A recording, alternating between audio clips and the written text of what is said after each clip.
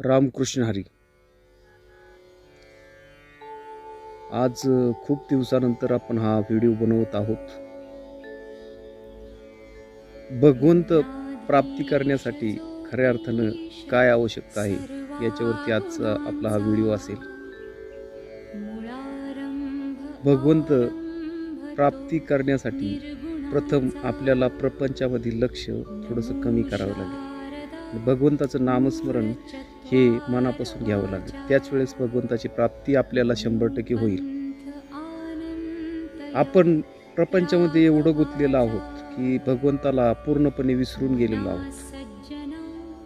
प्रपंचामधील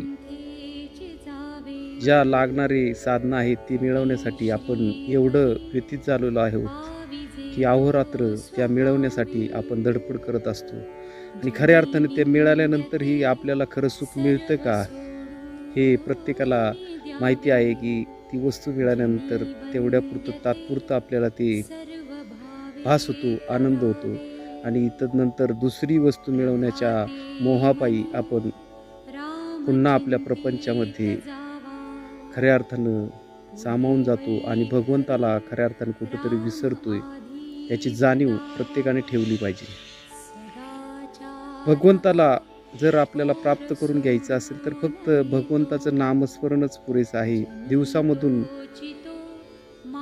कमीत कमी 3-4 वेळा सकाळ, दुपार, संध्याकाळ 3 वेळेस तरी भगवंताचं नामस्मरण करत राहा. भगवंत प्राप्त होणारच आहे.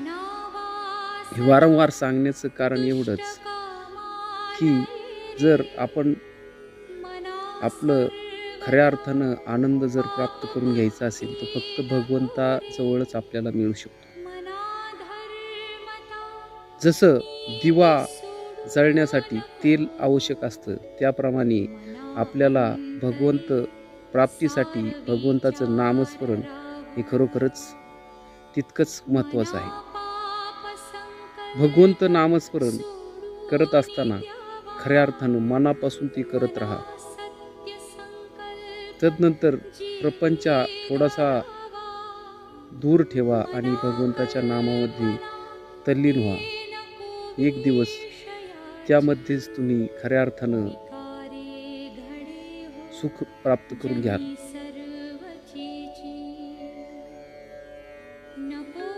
रामकृष्ण हरी. जय जय राम.